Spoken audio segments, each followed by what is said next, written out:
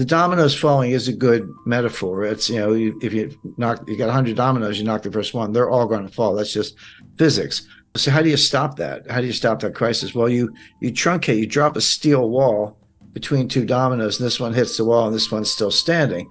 But that's the bailout. The problem is each crisis tends to get bigger than the one before, which means each bailout gets bigger than the one before. My question, are we now at the point where the needed bailout is bigger than the capacity of the central banks, that they've pulled all the rabbits out of a hat, played all their cards? And again, this goes back to what I did say about the Silicon Valley Bank rescue. It is the biggest bailout in history, and I can explain why. But if that's the case, what else do they have? Jim Rickards said that this is the biggest bailout in history. 97% of the Silicon Valley Bank deposit is uninsured. That's really scary, but it is the reality just a couple months back. Many big companies such as eBay and Roku had their deposit in the bank. And also small startups with just 100 employees with $5 million working capital. What happens when the bank can't meet its obligation because they don't have the money? Well, there will be a bank run. Started with one guy named Peter Thiel who tweeted on Twitter, and boom. You got yourself a bank run. Back in the days, people would wait in line and crammed in the bank just to get their money back, but now we can move billions of dollars just with our iPhone. And Jim said that the next crisis will be in the dollar itself because people will lose confidence in it, so we can't bail out the dollar with the dollar itself. So what should we do? Let's hear more from Jim. So now we're dangerously close to the point where, as the crisis gets worse, it's no longer, oh, gee, let's wait for the Fed to bail it out, or let's wait for the ECB to bail it out. You get to the point, I think we're there, where you say, no, these guys actually can't stop it. And you lose confidence in the currency itself. It's the dollar. The crisis is the dollar itself, and the euro, goes along with that. And then that's the crisis. And there's no way to bail out a dollar crisis with dollars, because you're just pumping more of what people have lost confidence in. And then, then where do you go? And there are good answers to that. We've seen it again. We've seen it all before. This is big. It's not over. The regulators will attempt more bailouts, but we're at the point where I think you can start to question the regulators themselves. Let's go back to Brazil, Mexico, Argentina, the Latin American debt crisis, broadly defined of the early 1980s. That played out, the intense phase lasted about 3 years, 82, 83, 84. It wasn't until 1990 that we got around to Brady bonds, which were the ultimate refinancing technique. But the intense period lasted about 3 years. Come forward to 1998, long-term capital management. That was about 3 months. That was July, August, September 1998. SVB was 3 days or less. It was like Wednesday, Thursday, Friday, and done. And I talked to a guy. I know no reason to mention names, but runs one of the largest endowments in the world. And he said, Jim, we moved. We were moving $8 billion out of Silicon Valley Bank, and we got the wire transfer request in, but we didn't know, because you get to close business Thursday. We didn't know until Sunday that the money was going to move. We got a confirmation on Monday. We didn't end up moving the money, but there was about a 48-hour period there from Friday to Sunday when no one knew that the wires had been completed. The recipients didn't have them. It was just in limbo, and it worked out. One of the big crypto promoters, they had $3 billion in Silicon Valley Bank. And they talked about, all these small entrepreneurs and startups, they got 100 employees and $5 million in working capital, and that money's gone and they're all going to fail. There was something to that. But the fact is, you had Roku, Cisco, eBay. I mean, there were huge companies with multi-billion-dollar deposits in that bank. It wasn't all a bunch of little guys.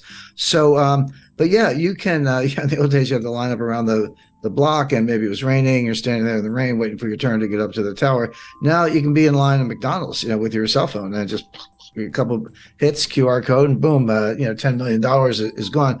And what Peter Thiel did, and he was right. I mean, I'm not criticizing him.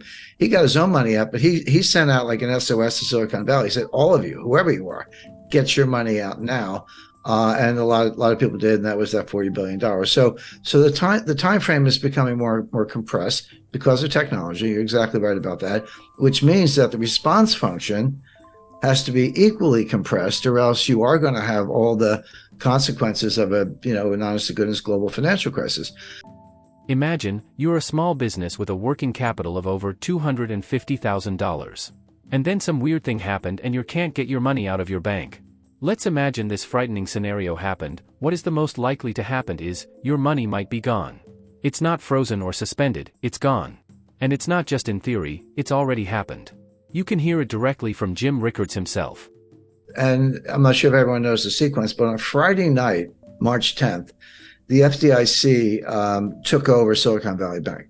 And they issued a press release. And they said, here's what we're doing. We're taking over. We're putting it into what's called a receivership.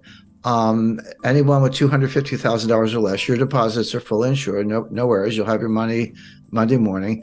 And over $250,000, your deposits are gone. They didn't say frozen. They didn't say suspended. They said gone. And they gave you a receivership certificate, basically an unsecured printed up IOU from the FDIC, but not money. And it's a receivership certificate. And they said, hang on to them. In effect, we're going to sell assets. And as and when we realize proceeds from assets, we'll give you something. We'll give you distributions on these things. Don't know how much, don't know when. We'll do the best we can. Remember in the RTC days in the early 90s, it took them 2 years, and they were very efficient. I worked with them at the time. We were in their offices when we were sitting on boxes because they didn't even have furniture, but they were doing deals. So they had the right attitude, but that took 2 years. So and that was it. Well, that's when I called the billionaire crybabies came out in force. Bill Ackman, all these guys. Oh, you got to save us. I was like, well, you got to trade on Bill. $5 billion is not enough. But anyway, they pounded on the White House all weekend. Now here's something that very few people. So almost nobody knew at the time except the management, although they seemed to be asleep at the switch. Everyone's like, yeah, startups, venture capital. And there's a lot of truth to that. 97% of the deposits at Silicon Valley Bank were uninsured.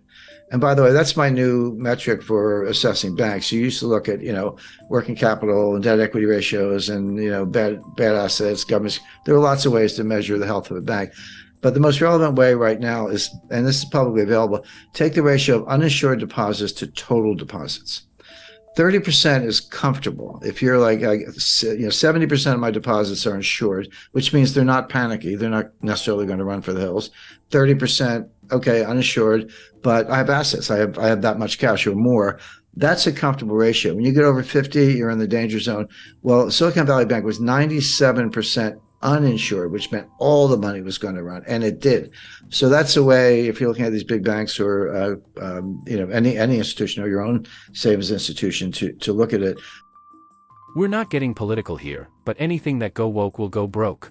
SVB invested a lot of their customers' money, well maybe 97% of them, into what Jim Rickards called a green new scam projects, like investing in wind turbines, new battery technologies, electric cars, etc. The point is there's a lot of government subsidies and corruption in the so-called ESG investing. And your money is in a high-risk position if your bank is invested in these projects. But Silicon Valley Bank was a climate bank. Were they investing in startups? Yes. Were they investing in technology? Yes. But these were climate. These were green new scam startups looking at, battery technology, chemistry, physics, to try to make a better battery. But not much improvement in the battery in 200 years, but they're working on it. Wind turbines, other sustainable fuel alternatives, et cetera. Again, I'm not do that if you like, if that's your field of research, but so much as is subsidized by the government and then further subsidized by Silicon Valley Bank. And that's where the assets were. That's where the loans were by and large. And so the White House is getting hammered, not only because of entrepreneurs, job losses. And by the way, we are in an election cycle here in the United States, but from the greenies who are extremely powerful. So that was Friday night. So Saturday, everyone's crying to the White House. Sunday night at 6 o'clock. By the way, mark that on your calendar. Sunday, 6 p.m. is when they tell you what they're going to do. 6 p.m. Sunday, November 12th, they came out on, March 12th, they came out on Silicon Valley Bank. The following week, 19th, that was Credit Suisse. And then the week after that, it was something else. But they always announce the collapse on Friday and they announce the relief on Sunday. So they have the weekend to work on it. But you got to be careful about 3-day weekends. Easter, Easter is an example. But